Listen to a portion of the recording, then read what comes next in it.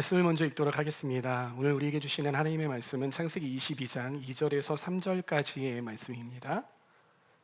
창세기 22장 2절에서 3절 그리고 9절 말씀 세 구절을 읽을 텐데요. 새 번역입니다. 네, 우리 다 함께 한 목소리로 읽어보도록 하겠습니다. 시작. 하나님이 말씀하셨다. 너의 아들 내가 사랑하는 외아들 이삭을 데리고 모리아 땅으로 가거라. 내가 너에게 일러주는 산에서 그를 번제물로 바쳐라. 아브라함이 다음 날 아침에 일찍이 일어나서 나귀의 등에 안장을 얹었다. 그는 두 종과 아들 이삭에게도 길을 떠날 준비를 시켰다. 번제에 쓸 장작을 다 쪼개어 가지고서 그는 하나님이 그에게 말씀하신 그곳으로 길을 떠났다. 그들이 하나님이 말씀하신 그곳에 이르러서 아브라함은 거기에 제단을 쌓고 제단 위에 장작을 벌려 놓았다. 그런 다음에 제 자식 이삭을 묶어서 제단 장작 위에 올려 놓았다. 아멘. 이 말씀을 읽으시면서 혹시 금요일 날에 금요 예배를 참석하신 분들이 계시다면 라는 반응을 가지고 있으실 겁니다. 왜냐하면 이 본문이 그 금요일 날 이정민 사모님이 또 거의 이제 끝부분에 다루어 주셨던 그런 말씀인데, 제가 그 말씀을 이렇게 금요일 날 들으면서 이거 뭐지라는 생각이 들었습니다. 그리고 약간 이제 불안했던 거는, 제가 말씀을 준비했는데 사모님이 이거를 다 끝내버리시면 나는 주일날 설교를 처음부터 다시 준비를 해야 되는데, 사실 저의 설교는요, 이 설교 제목과 이 본문은 저번 주에 이미 다 드렸어요. 이미 다 드렸고, 왜냐면 이제 저희 박혜련 간사님이 같이 선교를 가셔야 하기 때문에 다 드렸고, 또 저희 원고는 이미 금요일 날에 초안이 다 완성이 되어 있었습니다. 그런데 사모님이 그렇게 말씀을 전하시니까 이거 좀 난감한 거예요. 그런데 하나님은 놀라우신 하나님이십니다. 다루시는데 제가 다뤄야 하는 부분은 딱 남겨두시고 또 이렇게 다뤄가시는 부분들을 보면서 제가 무슨 생각을 했냐면, 성령님 정말 대단하시다. 성령님께서는 하나 되게 하시는 분이고, 또한 우리 교회 가운데 놀라운 일들을 행하시기를 원하시는 그런 하나님이시구나라는 그런 생각이 들었습니다. 특별히 이 아브라함과 이 이삭 이야기를 가지고 금요일에도 나눴고 오늘도 함께 나눌 텐데, 하나님께서 우리 교회에게 말씀하시는 놀라운 일이 있다고 저는 믿습니다. 이 시간에 그러한 하나님의 뜻을 좀 기억하며 또 하나님의 말씀을 또 기대하며 나아가는 그러한 시간이 되었으면 좋겠습니다. 두 번 하려고 하니까 목이 좀 쉬어서 물 한잔 해도 되겠습니까? 이건 아멘 안 하셔도 돼요. 네. 네. 아직 동이 트기도 전 아브라함은 이미 뜬 눈입니다. 어제 들은 하나님의 음성이 아직도 귓가에 생생합니다. 네 아들, 내 사랑하는 독자 이삭을 데리고 모리아 땅으로 가서 그를 번제로 드려라. 여러분, 이삭은 아브라함에게 있어서 그냥 단순한 아들이 아니었습니다. 그가 70년을 기도해 왔던 그 기도 응답이었고요. 그리고 100세에 얻게 된 그러한 기적과 같은 아들이었습니다. 그리고 무엇보다도 하나님을 믿는 신앙의 열매가 바로 그 아들 이삭이었습니다. 그러기에 이삭은 아브라함에게 있어서 그의 소망이었고 그의 미래였고 그리고 그의 모든 것이었습니다.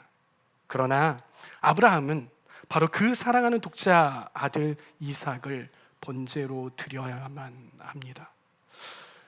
아브라함은 번제로 아들을 드리는 것에 대한 의미를 누구보다도 잘 알고 있었습니다. 동물을 죽여서 칼로 각을 떠서 그리고 불에 태워서 하나님 앞에 드리는 이 번제로 드려야 한다는 것이죠. 하나님께서 도대체 왜 그러시냐고 따져 물을 법하도 한데, 아브라함은 아무런 반문이나 질문조차도 하지 않습니다. 그저 아침 일찍 일어나 번제를 드릴 채비를 하고 너무나도 태연스러운 그러한 발걸음으로 길을 떠납니다. 사랑하는 성도 여러분, 하나님은 왜 이 아브라함에게 그의 아들, 표현에 돼 있기로는 사랑하는 독자 아들 그 이삭을 바치라고 하셔야만 했을까요?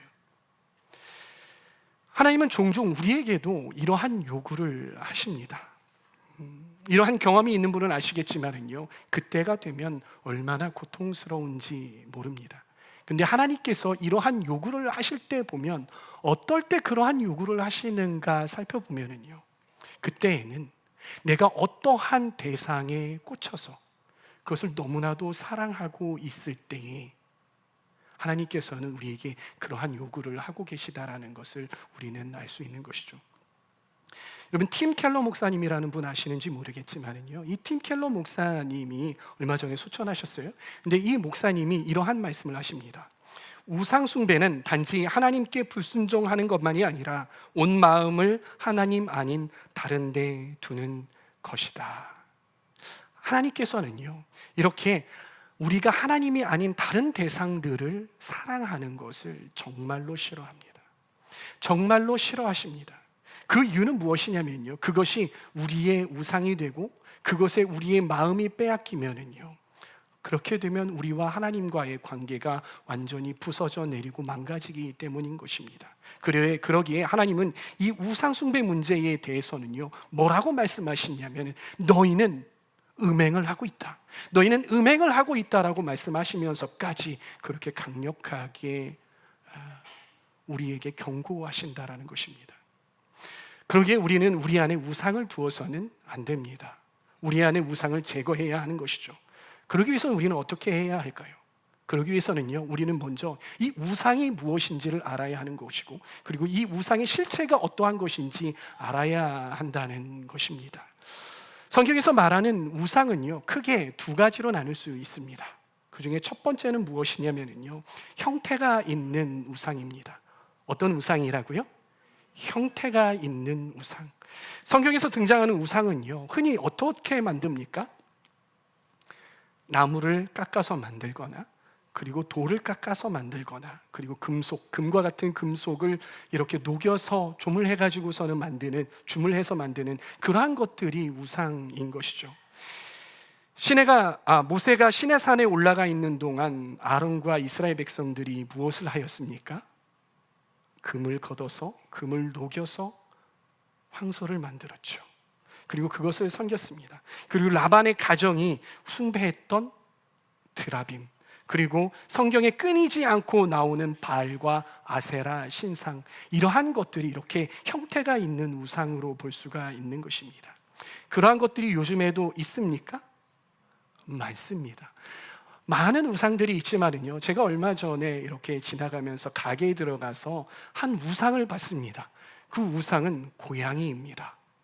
살아있는 고양이가 아니라 이렇게 하고 있는, 혹은 이렇게 하고 있는, 그리고 이렇게도 하고 있는 우상인 것이죠. 여러분, 이런 거 본 적 있으십니까? 일본에 가면 많이 볼 수 있어요. 맞아요. 이게 마네키 네코라고 합니다. 뭐라고요? 마네키 네코. 이게 오른손을 이렇게 끄덕이면은요, 돈을 부르는 거래요. 야옹, 돈이야 이리 와 라고 하는 겁니다. 그리고 왼손으로 이렇게 하면, 제가 참 노력을 많이 하죠. 고양이 흉내도 내가면서, 그렇죠? 이렇게 왼손을 이렇게 하면 사람아 많이 와라고 합니다. 그 두 개를 같이 하면 돈과 사람 많이 와라고 부르는 게 이 우상인 거예요. 처음 아신 분 계세요? 네, 많이 처음들 아시죠? 이렇게 우리 삶의 저변에 이 형태가 있는 우상들이 침투해서 우리에게 영향을 주고 있다는 것이에요. 그 집 주인은, 그 가게 주인은 어떠한 마음으로 그걸 했을까요? 하나님을 의지하는 사람일까요? 아니요. 이 우상 놓고 어떻게 하면 사람들이 많이 오고 돈이 많이 들어올까, 그거를 비는 의미로 갖다 놨겠죠. 하나님께서는요, 성경 전반을 통해서 이러한 우상을 만들지도 말고, 그것들에게 절하지도 말고, 그리고 섬기지도 말라라고 엄히 경고하고 계십니다. 그런데요, 이 첫 번째 우상보다도 더 심각한 우상이 있습니다. 그것은 어떠한 우상이냐면요, 바로 우리 마음속에 있는 마음의 우상입니다. 우상은요, 단순히 형태가 있는 대상에만 제한되지 않습니다. 성경은 우리 마음이 하나님이 아닌 다른 것을 섬기고 다른 것을 더 사랑하고 있다면 그것은 우상이다라고 말씀하고 있습니다. 그래서 우상숭배는 단순히 보이는 어떠한 대상을 앞에다 갖다 놓고 비나이다 비나이다 천지신명께 비나이다 이것만이 우상숭배가 아니라 우리 마음 가운데에 선택을 할 때나 돈을 쓸 때나 무엇을 할 때에 하나님이 우선되지 않고 이것이 우선이 되고 있다라면 바로 그것이 우상이다, 우상숭배다라고 말하고 있는 것입니다.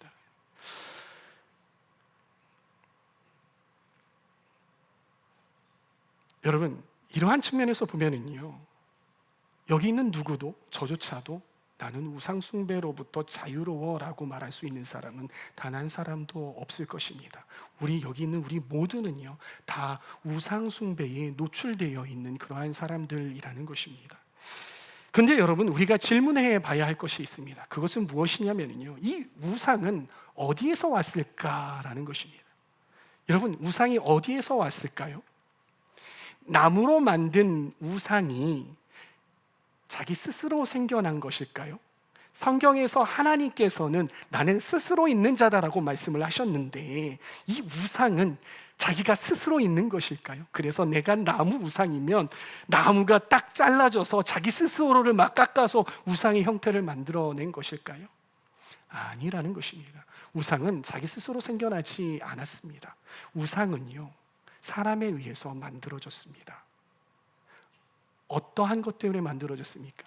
자기 중심적인 이 욕망 때문에 우상이 만들어진 것입니다. 그럼 여러분들에게 질문 하나 더 하겠습니다.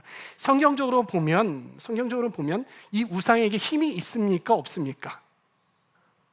그냥 바로 대답하지 마시고 이 우상에게 조금이라도 힘이 있습니까? 없습니까? 없습니다. 이 우상에게는 힘이 없다라는 거예요. 사람이 깎아서 만든 이 나무 조각과 이 금속 주물에 무슨 힘이 있겠습니까? 제가 이 물을요 깎아서 만들었다고 봅시다. 그리고 제가 이거를 숭배하는 거예요. 이 물을 비나이다 이거를 먹으면 건강하게 해주시고 이거를 먹으면 영생하게 해주십시오. 그래서 닦아가지고 이제 마시는 거예요. 이 물이 힘이 있어서 제가 이 물을 먹고 건강하게 되고 영생할 수 있죠, 여러분? 없다라는 것입니다. 이렇게 우상에게는 힘이 없어요. 그런데 성경에서는 왜 이렇게 힘이 없는 우상들을 위험하다라고 말하고 있는 걸까요? 하나님은 그 우상 숭배를 왜 이렇게 엄히 경고하고 계시는 걸까요? 왜요? 우상 숭배는 너무나도 위험합니다. 위험한 이유는 무엇이냐면요, 이 우상을 생산해내고 이 우상을 섬기는 이게 우리 우상은 아니죠. 생산해내고 이 우상을 섬기는 그들의 마음이 올바른 대로 가지 않고 올바른 판단을 내리지 아니하고 헛된 판단, 죄 짓는 결정을 내리면서 나가기 때문에 그들의 돈을 거기에다 쓰고 그들의 열정을 거기에다 쓰고 심지어는 그것 때문에 사람도 죽여가는 그러한 일들을 벌이기 때문에 우상 숭배는 위험하다라는 것입니다. 그 엇나간 이 사람들의 마음, 자기중심적인 욕망은요, 인생을 송두리째 파괴할 수 있고요, 가정을 파괴할 수도 있습니다. 그리고 지역사회를 파괴할 수도 있고 나라를 파괴할 수도 있습니다. 여러분, 힌두권에 가보신 적 있으십니까? 힌두권의 나라에 가보신 적 있습니까? 이슬람권의 나라에 가보신 적 있습니까?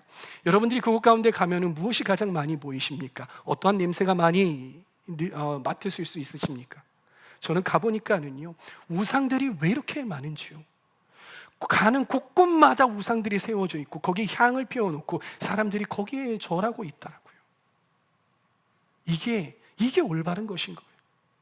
이게 한 국가로서 올바르게 가야 하는 내용일까요? 아니요, 그렇지 않다는 거예요. 저는 그 나라는 파괴되었다고 봅니다. 그 나라는요, 이런 우상 숭배 때문에 유린되고 있다라고 믿습니다. 그렇다면 이 우상 숭배, 이 우상을 사람들이 만들었는데 이 우상 숭배의 목적은 무엇일까요? 사람들이 우상을 만들어서 이것을 섬기는데 그 목적, 왜 그것을 섬기냐라는 것입니다. 그것은 자기 자신을 위한 것이. 우상 숭배는요, 어떠한 나라를 위해서 우상 숭배를 하는 것이 아닙니다. 어떤 고상한 가치와 지켜야 하는 것들 때문에 우상 숭배하는 것이 아니라요, 이 인간의 삐뚤어진 욕망, 자기를 너무나도 사랑하는 그 욕망을 향하고 있다라는 것이. 그래서 사람들은요, 우상들을 기쁘게 하려고 합니다. 막 기쁘게 하려고 해요. 정성스럽게 기도도 하고요. 그리고 수많은 돈을 가져다가 거기에다가 쏟아붓습니다. 그리고 얼마나 그곳에 찾아다니는지 모릅니다. 열심히 고행을 해서 신을 감동시키기도 하고요. 심지어는 자기 자신을 자해하면서까지 우상을 기쁘게 하려고 하는 것이에요. 그래서 우상 숭배는요, 무엇을 강조하냐면 정성을 강조합니다. 정성스럽게 해야 돼. 정성스럽게 해야 돼. 왜 사람들이 이렇게 우상에게 정성을 다합니까? 우상을 경외하기 때문에 그렇습니까? 우상을 바라보니 놀랍고 너무 사랑하고 그 관계와 이 우상이 나에게 말씀하시고 내가 그 우상에게 말씀하시면서 그 아름다운 그러한 관계, 그 누리는 그 깊은 영적인 것들 때문에 그러고 있습니까? 아니라고요. 그 우상 숭배의 목적은 무엇이냐면 내가 원하는 것, 내가 소유하고 싶은 것, 내가 이루고 싶은 것, 그것을 위해서 그걸 들어달라고. 내가 정성껏 이렇게 빌 테니까, 내가 정성껏 이렇게 헌신할 테니까 그거 들어줘 하고 그렇게 섬기는 것이. 그러다가 그 우상이 들어주지 않으면 어떻게 합니까? 그러면 우상을 바꿔치기 해버립니다.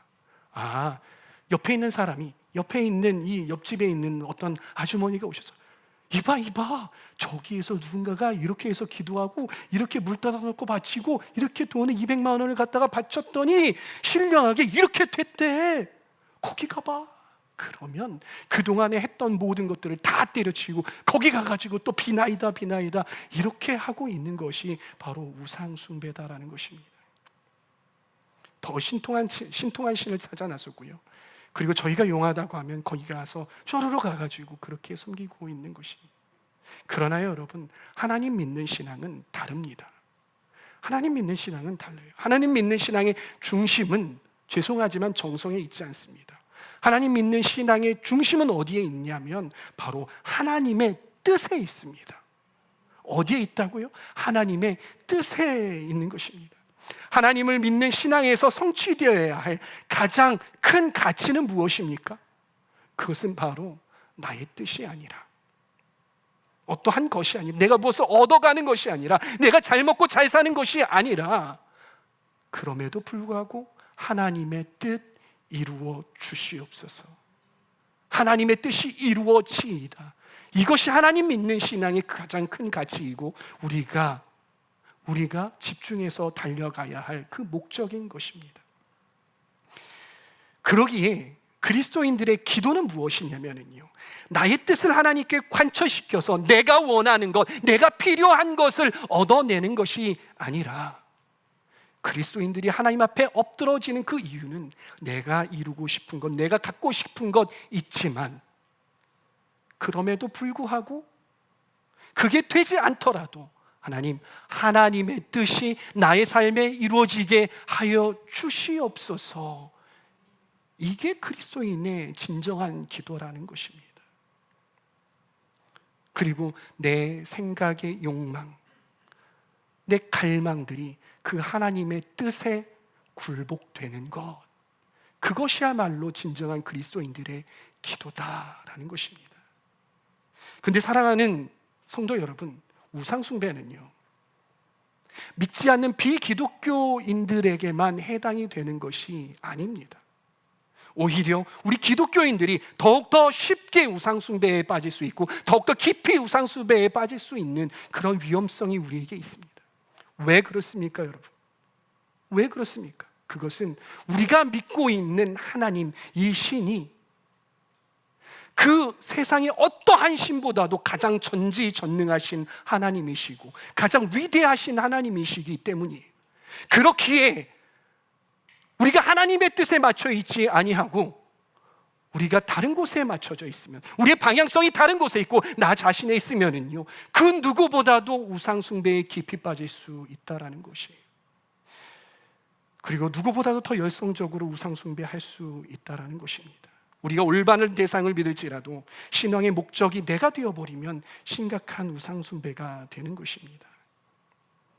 사랑하는 성도 여러분, 우리는 과연 우리 신앙함에 있어서 우리 신앙의 목적이 올바른 곳으로 향하고 있는지 돌아보아야 하는 것입니다.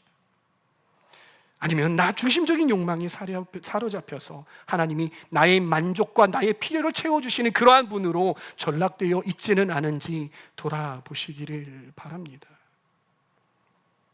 돌아보시기를 바랍니다. 왜냐하면요, 하나님께서는 반드시 우리의 믿음과 우리의 사랑이 어디에 향해 있는지 시험하시기 때문인 것입니다. 오늘 본문에서 하나님께서는 아브라함의 믿음을 시험하십니다. 우리 성경 구절 두 구절을 한번 보도록 하겠습니다. 첫 번째는 창세기 12장 1절 말씀입니다. PPT 넘겨주시고요. 12장 1절 말씀 함께 읽습니다. 시작. 주님께서 아브라함에게 말씀하셨다. 나는 네가 살고 있는 땅과 네가 난 곳과 너의 아버지 집을 떠나서 내가 보여주는 땅으로 가거라. 우리 22장 2절 말씀을 함께 읽습니다. 시작. 하나님이 말씀하셨다. 외아들 이삭을 데리고 모리아 땅으로 가거라. 내가 너에게 일러주는 산에서 그를 번제물로 바쳐라.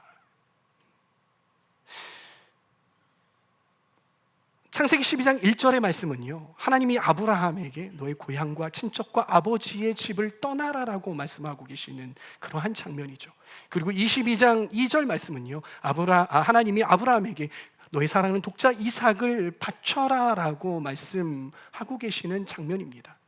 근데 이 두 구절이 도대체 어떠한 연관성이 있기에 제가 동시에 가지고 와서 읽고 있을까요? 눈치가 빠르신 분은 아시겠지만은 공통점이 있기 때문에 가지고 오지 않았겠습니까? 마치 제가 파란색 해놓은 데 있잖아요. 그것들 한번 잘 비교해서 한번 보세요. 결론적으로 말씀을 드리면요, 하나님은요, 이 두 장면에서 아브라함에게 동일하게 뭐라고 말씀하시냐면 너의 우상을 떠나라, 너의 우상을 내려놔라라고 말씀하고 계시는 거예요.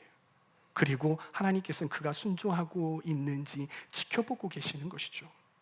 여러분, 이 말씀을 가만히 들여다보면요, 같은 패턴이 존재한다는 것을 발견할 수 있습니다. 12장에서는요, 너의 고향과 친척과 아버지의 집이라는 그러한 대상이 나오죠. 그리고 22장에는요, 네 아들, 네 사랑하는 독자 이삭이라는 대상이 나옵니다. 그리고 이 둘은 떠나야 하는 대상이고, 그리고 받쳐져야 하는 대상, 내려놔야 하는 대상으로 등장을 하게 되는 것이고, 하나님께서는 그것을 떠나고 내려놓으라고 말씀을 하고 계십니다. 이것들은요, 아브라함에게 있어서 우상들이었어요. 그런데 그 뒤에 뭐라고 말씀을 하시냐면요, 첫 번째 12장 1절에서는요, 내가 보여주는 땅으로 가라라고 말씀을 하세요. 보여요? 안 보여요? 지금 당장 보여요? 안 보여요? 보여지지 않아요. 확실하지 않아요. 명확하지 않아요. 내가 여기로 가면 나는 성공할 거야 라는 그런 보장이 없습니다. 그냥 하나님께서 가라 하시기 때문에 가는 것입니다. 또 마찬가지로 내가 너에게 일러주는 산에서, 일러주셨습니까? 일러주는 산에서 라고 말씀하시잖아요. 불확실합니다. 어딘지 잘 모르겠어요. 그러나 하나님께서는 그 산으로 가라라고 말씀을 하시는 것이죠. 이 모든 것들이 아브라함이 내려놔야 할 대상이고 가야 하는 곳이었습니다. 우리의 신앙이 그러지 않을까요, 여러분? 우리 우상들을 내려놓고 우리가 가야 하는 곳 확실했으면 좋겠지만, 세상 것들은 우리에게 확실한 것들을 보장해 준다라고 말하고 있지만, 하나님 따라서 가는 그 길은 너무나도 확실해 보이지 않는 게 우리의 인생 아닌가 생각합니다. 그런데 이 두 떠남에서는요, 이 수준의 차이가 있습니다. 이 12장과 이 22장의 수준의 차이가 있는 거예요. 떠나는 이 수준의 차이가 있어요. 12장의 고향과 친척과 아버지의 집은요, 과거의 정체성과 안전한 삶이에요. 어떻게 보면 우리의 눈으로 볼 수 있습니까? 없습니까? 볼 수 있는 그런 외형적인 우상인 거예요. 우리가 우상 두 가지가 있다고 했잖아요. 형상이 있는 것과 형상이 없는 것, 우리의 마음. 그래서 첫 번째 것에 해당이 되는 것이죠. 아브라함은 과거의 습관과 문화와 가족의 영향을 포기합니다. 그렇게 하나님을 믿는 믿음의 여정을 시작하게 되는 것이죠. 그리고 몇 년이 지났을까요? 이 12장과 22장 사이에 몇 년이 지났을까요? 목사님, 제가 읽어보니까 한 10분이면 읽던데요, 20분이면 읽던데요, 한 20분 지났을까요? 25년에서 30년 정도가 지났어요. 지내서 다시 하나님께서는 22장에서 아브라함에게 우상에서 떠나라, 우상을 내려놓아라, 우상에서 벗어나라라고 말씀하고 계세요. 이제 그 우상의 대상은 무엇입니까? 바로 네가 가장 사랑하는 독자 이삭, 그 아들 이삭, 너는 그 이삭을 내려놔야 돼, 벗어나야 돼, 떠나야 돼, 그 아들을 나에게 바쳐야 돼라고 말씀하고 있는 것이죠. 이것은 중심적인 것입니다. 내적인 것이. 이 두 말씀을 보면서요, 우리가 알 수 있는 것은 무엇이냐면 우리의 신앙의 여정은 떠남의 연속이다, 우상에서 떠남의 연속이다라는 것을 알 수가 있는 거예요. 그런데 하나님께서 떠나게 하시는 그러한 수준이 계속 그곳에 머물러 있는 것이 아니라 점점 수준이 높아지고 있다라는 것이죠. 하나님께서 우리도 그렇게 대하고 있다라는 사실을 기억하시길 바랍니다. 처음에는요, 예수님을 믿는 믿음으로 과거의 삶들, 과거에 해왔던 것들, 문화들, 습관들, 가족의 영향들을 내려놓게 하시는 것이에요.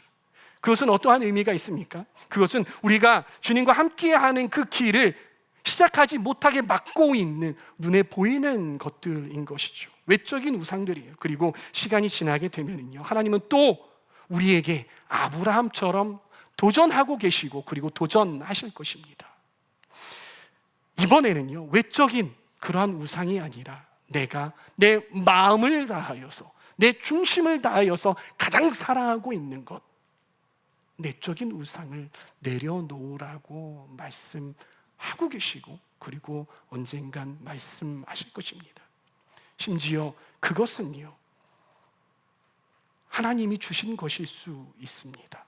선한 것일 수 있습니다. 여러분, 아브라함에게 있어서 이삭이 어떻게 범죄해서 낳은 자식입니까? 합법적이지 못하게 낳은 자식입니까? 하나님 보시기에 기쁘지 않았습니까? 아니라고요. 하나님께서 주셨어요. 하나님께서 주셨어요. 내가 너에게 아들을 주겠다는 저 나이를 보세요. 주신다고요? 웃었어요. 그런데도 불구하고 하나님이 주셨어요. 그런데 이제는 하나님께서 그 이삭을 요구하고 계시다라는 것입니다. 단 하나밖에 없고 그것이 아니면 대체할 것이 아무것도 없을 수 있다는 것입니다. 그것이 아니면 내 과거의 인생과 미래의 인생이 의미가 없어지고, 아니 없어지고 무너져 버릴, 실제적으로 무너질 수도 있는 것이 바로 그 우상이라는 것입니다. 하나님께서는 그 소중한 것 뭐라고 말씀하시냐면 나에게 주어라, 나에게 바쳐라라고 그렇게 말씀하실 것입니다. 그렇게 말씀하신다면 여러분들은 뭐라고 반응하시겠습니까? 여러분 어떻게 반응하시겠습니까? 우리 아브라함은 어떻게 반응했습니까? 창세기 22장 9절 말씀을 함께 읽어보도록 하겠습니다. 함께 읽습니다. 시작. 그들이 감사해요. 자, 읽습니다. 시작. 그들이 하나님이 말씀하신 그곳에 이르러서 아브라함은 거기에 제단을 쌓고 제단 위에 장작을 벌려놓았다. 그런 다음에 제 자식 이삭을 묶어서 제단 장작 위에 올려놓았다. 제가 힘주어 이야기했잖아요. 뭐라고요? 묶어서. 이 묶어서라는 말이 상당히 중요합니다. 이 묶어서는요, 히브리어로 아케다입니다. 이케아 아니에요. 아케다. 네, 아끼다 아니라 아케다. 제가 이렇게 계속 말씀하시는 건 일부 예배 때 듣고 가시다가 저 이케다 할게요 이렇게 하고 가시더라고. 아케다.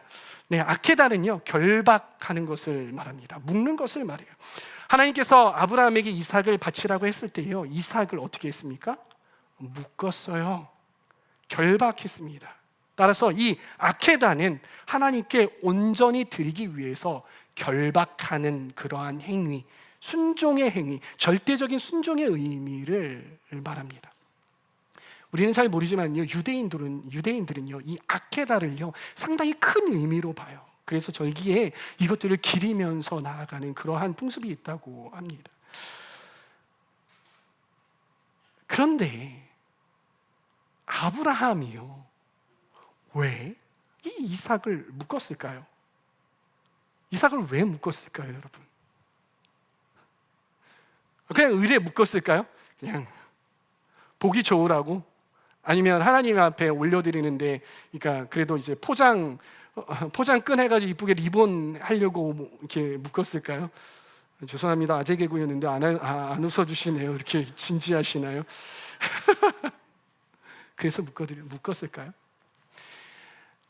여기 부모님들 많으시죠? 네, 뭐 청년들은 몇 사람 없지만 부모님들 많으신 것 같아요. 여러분, 자녀들에게 회초리 대보시는 분 계시죠? 손 안 드셔도 됩니다.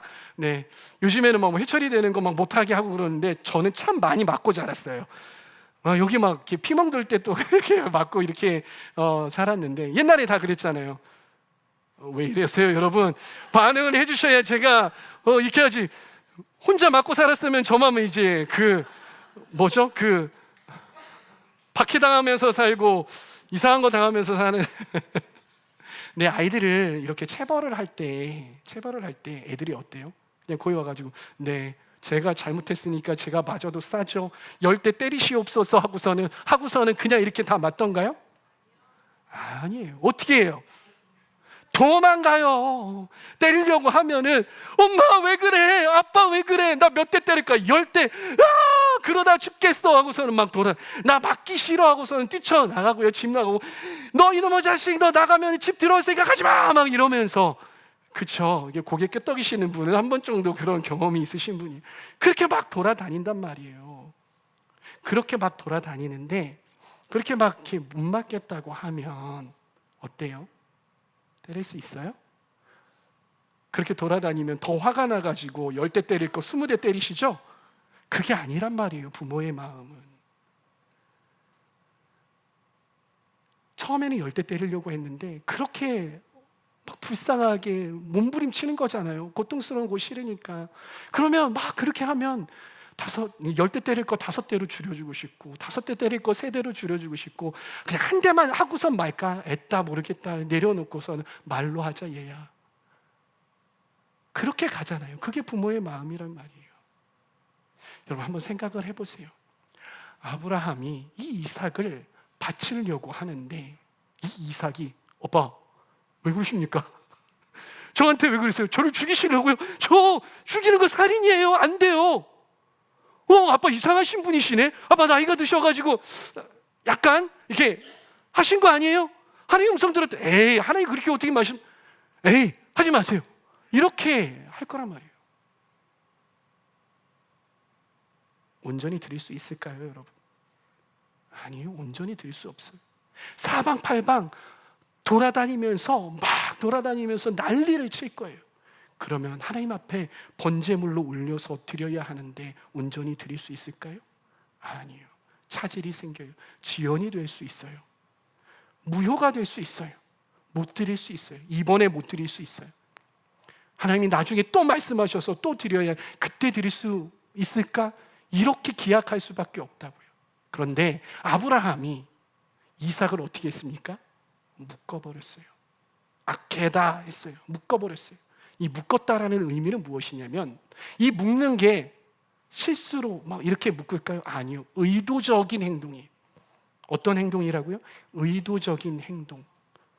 나는 오늘 너를, 이 내 사랑하는 아들을, 내 감정이 어떠할지라도, 네가 가장 나에게 소중한 것일지라도 오늘 하나님의 말씀에 따라 온전히 단번에 너를 바칠 거야 라는, 바치고야 말 거야 라는 아주 강력하고도 그리고 아주 결연한 이 순종의 마음이 거기에 있었다라는 것입니다. 절대적으로 순종하겠다는 의지가 담겨 있는 것입니다. 이렇게 아브라함은 이삭을 아케다 했습니다. 그런데 이 당시에 이삭이 몇 살이었을까요? 제가 사파나 만화 같은 걸 보잖아요. 그런데 거기서 표현이 되는 이삭의 나이는 한 7, 8살, 조그만 아이, 누군가가 묶는다고 묶을 수 있으면 충분히 힘으로 제압할 수 있는 그런 어린 아이 정도의 모습으로 표현이 돼요.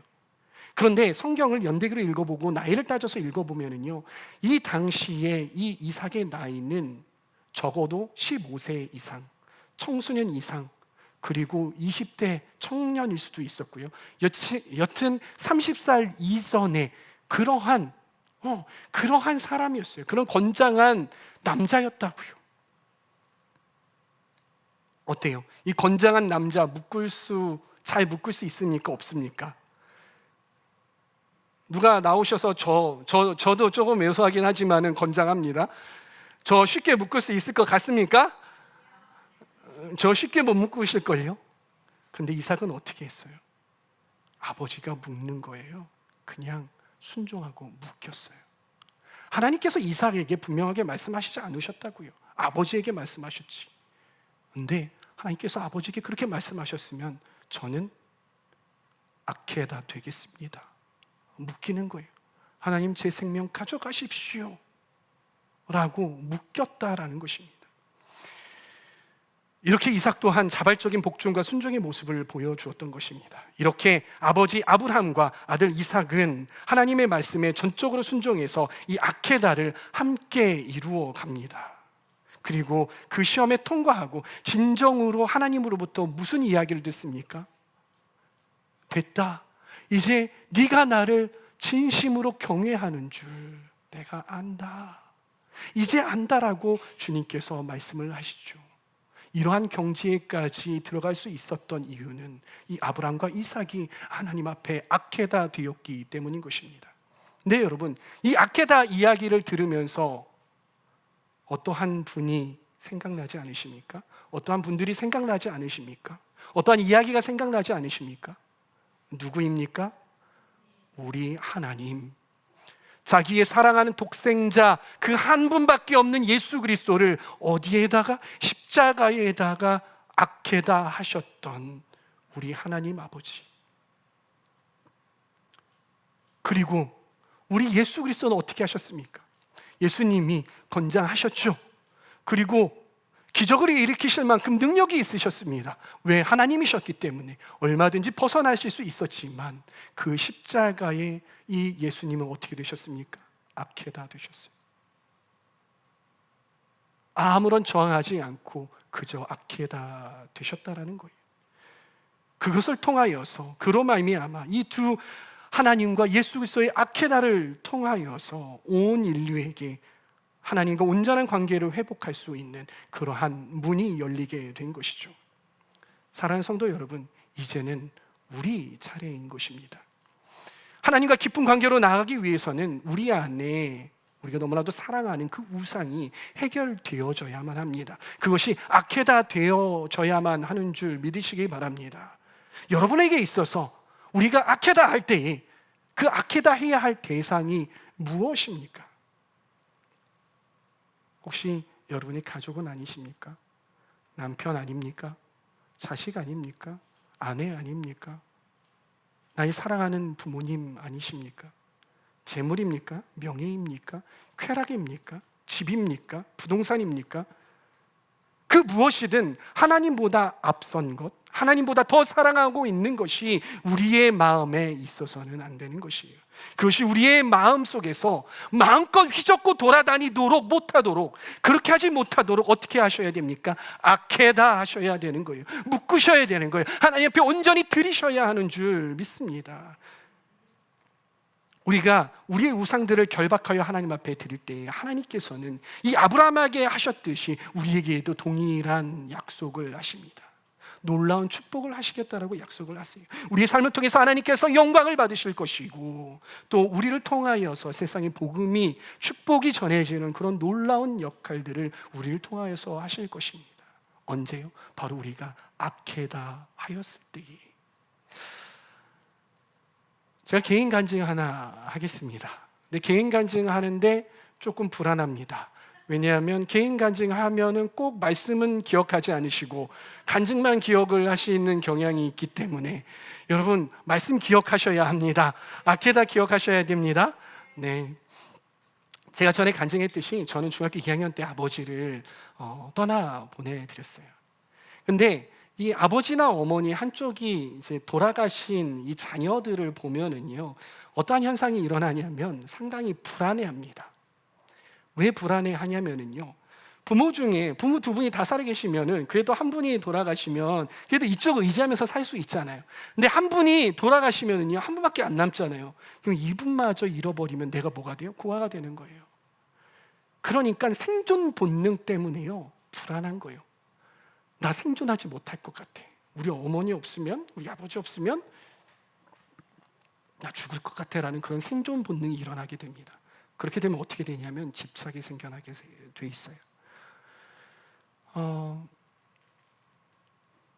저희 어머니가요, 제가 아버지가 돌아가시고 나서 무슨 일을 하셨냐면 오토바이로 우유 배달을 하셨어요. 시티백에다가 뒤에다가 이만한 우유 박스에다가 우유 1000ml, 500ml, 뭐 200ml 막 이렇게 싣고서는요.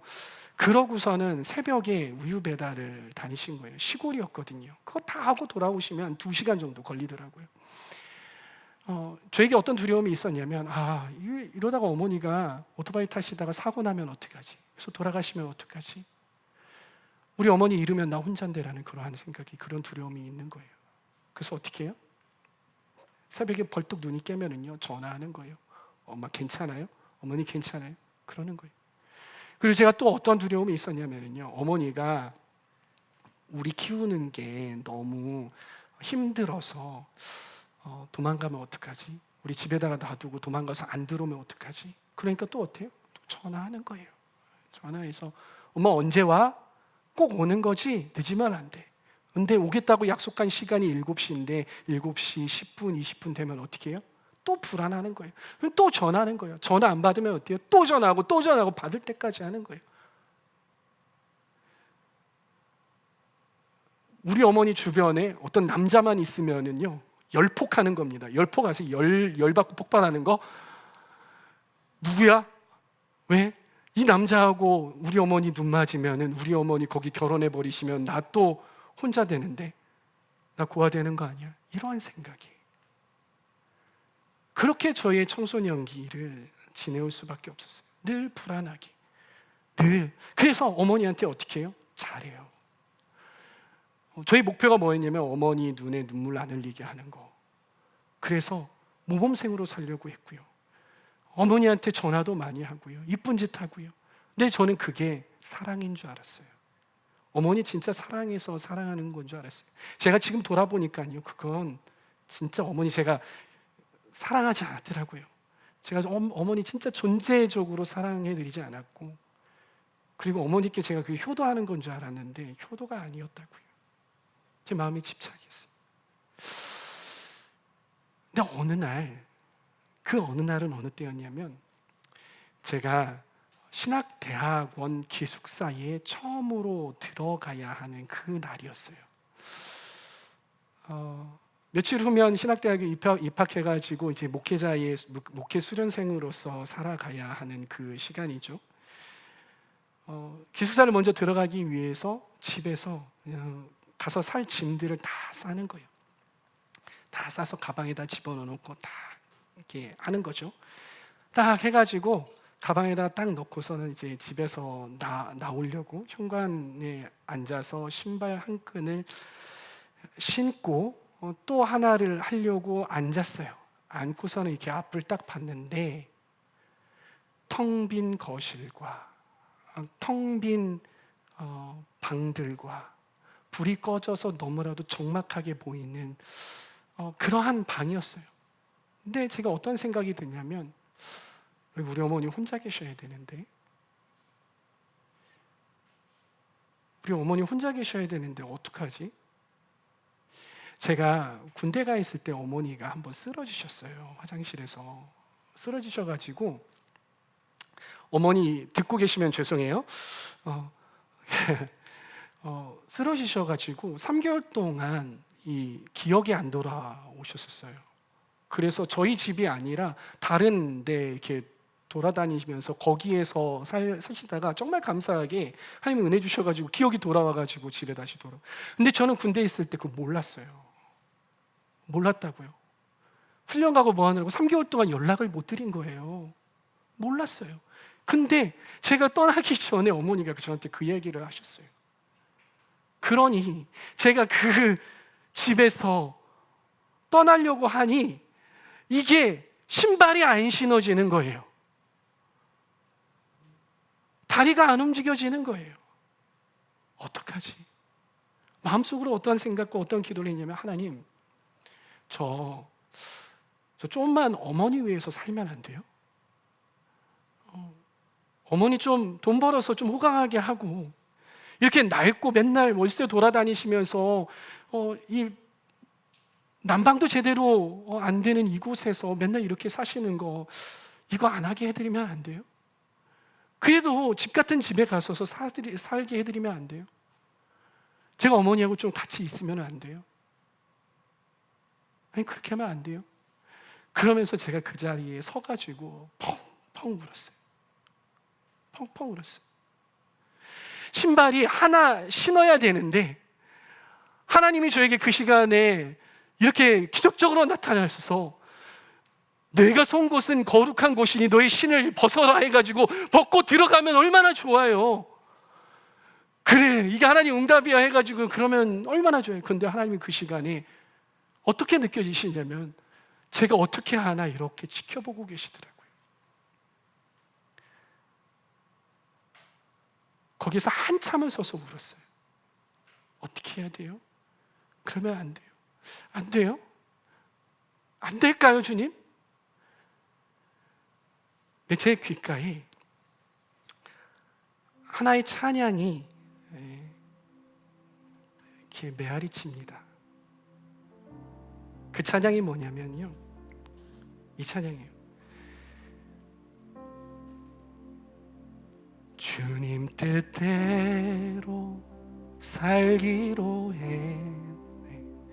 주님 뜻대로 살기로 했네. 주님 뜻대로 살기로 했네. 뒤돌아서지 좀 도와주세요. 이 세상 사람, 이 세상 사람 날 몰라줘도, 이 세상 사람 날 몰라줘도, 이 세상 사람 뒤돌아서지 않. 세상 등지고, 세상 등지고 십자가 본, 세상 등지고 십자가 본, 세상 등지고 십자가 본. 우리 3절 다시 한 번만요. 세상 등지고 십자가 보네. 세상 등지고 십자가 보네. 세상 등지고 십자가 보네. 세상 등지고 십자가 보네. 뒤돌아서지 않겠네. 제가 이 찬양을 계속 부르는데요, 이제 제 마음이 고요해지더라고요. 어머니 위해서 살고 싶은 저의 마음, 어머니 붙들고 같이 곁에 두면서 그렇게 모시고 싶은 저의 이러한 마음들이 이게 정리가 되면서, 그렇지, 나 하나님 옆에 부름받았지. 내가 가야 할 길, 비록 어렵고 어머니를 내려놔야 하는 이런 길이지만 내려놓는 게 맞지. 그러면서 못 신던 신발을 구겨 넣어서 신었어요. 그리고 막 터져나오는 그 울음을 제 의지를 다해서 억눌러 버렸습니다. 그리고 제가 하나님 앞에 그 텅 빈 그 거실과 방들에게 이렇게 손을 내밀면서 기도했어요. 하나님 책임지시옵소서. 저희 어머니 제가 모시고 싶지만, 제가 책임지고 싶지만, 하나님, 저는 하나님께서 명하신 그 길을 가야 하기 때문에 책임질 수 없습니다. 그러니 하나님께서 책임지셔야 하겠습니다. 하나님 책임지시고 주님께서 일하여 주시고 보호하여 주시고 공급하여 주시옵소서. 저는 주님만 믿고 다시 뒤돌아서서 하나님께서 명하신 그 길 걸어가겠습니다. 그렇게 하고 이 찬양 계속 불러가며 문을 닫고 발걸음을 떼서 신학대학교로 이 목회의 길로 떠나왔습니다. 정말 감사한 건 하나님 정말 그렇게 하시더라고요. 하나님께서 저희 어머니 건강 때문에 막 힘들어서 막 병원에 입원하고 그런 일이 없도록 해주셨어요. 그 이후로 아팠던 몸들이 회복되게 해주시고 유지되게 해주셔서 얼마나 감사한지 몰라요. 근데 신앙도 너무나도 감사하게 날로 어머니가 신앙이 성숙해 가시면서 저를 위해서 기도하시기 시작하시고 지금은 저의 가장 든든한 중보 기도자가 되셨어요. 하나님 그렇게 책임지시더라고요. 이것이 저의 삶의 여러 가지 아케다가 있지만 저의 하나의 아케다입니다. 그런데 여러분, 사실 저는 아직도 두렵습니다. 왜 두렵냐면요, 정말 제가 올해가 결혼한 지 10년 되는 해예요. 제 토끼 같은 저의 아내, 여러분들 보시면 어떨지 모르겠지만 저한테는 토끼같이 예쁘거든요. 근데 살면 살수록 더 신뢰가 가고 더 사랑하게 돼요. 자녀들이요, 처음에 낳았을 때 왜 이렇게 귀여운지 몰라요. 그런데 나중에는 안 귀여울 줄 알았어요. 근데 키우다 보니까 키운 정이 들고 이 아이들 너무 사랑스럽더라고요. 근데 제가 두려운 건 뭐냐면, 제가 이 아이들 너무 사랑해서, 나의 가족들 너무 사랑해서 목회 가운데에 내가 편하고 싶고 더 성공하고 싶은 이런 욕망들이 커져서 이것이 나의 우상이 되지는 않을까. 그래서 정말 하나님께서 가라 하시는 그 길 가지 못할까 봐, 그것에 붙들려 살면 어쩌지라는 그러한 두려움이 있습니다. 언제 또 하나님이 저에게 나타나셔서 너 그 사랑하는 것 내놔 라고 말씀하실까 두려워요. 그런데 여러분, 우리 아시잖아요. 우리 이제 다 아시잖아요. 하나님이 내려놓으라고 하시는 그 사랑하는 것, 내가 가장 사랑하는 것, 내가 가장 애착하는 것, 나의 비전, 나의 모든 것, 그 모든 것, 그러한 것들을 내어드릴 때에만 우리는 진짜 신앙인이 될 수 있다는 것, 우리 진짜 그럴 때에만 우리가 진짜 예수 그리스도의 진정한 제자 될 수 있다는 것, 그럴 때에만 우리가 영원히 살고 성숙한 그리스도의 길 따라갈 수 있다는 것 우리 아시잖아요. 사랑하는 성도 여러분, 이제 추석이에요. 누군가가 명절을 지나면서는요, 보이는 우상 숭배와 싸워야 할지 모르겠어요. 여기도 계신지 모르겠습니다. 그런데 이 명절 시간을 보내면서요, 우리가 진짜 해야 할 영적 전투는 그 보이는 우상이 아니라 내 안에 내가 여전히 내려놓지 못하고 내가 너무나도 애착해서 내려놓지 못하는 그것과 싸워야 하는 그런 영적 전투를 벌여야 되는 것을 묵상하고 또 되뇌어 보시기를 바랍니다. 그리고 우리 안에 하나님보다 더 사랑하는 것을 이제 모두 다 포박하여서 내려놓고 아케다 하시는 저와 여러분들 다 되시길 바랍니다. 그래서 우리 안에 다른 신들을 두지 말고 오직 하나님만 사랑하시는 그러한 여러분, 그런 온전한 신앙인 되시는 우리 주임제교회 모든 성도님들 다 되시기를 주님의 이름으로 축복합니다.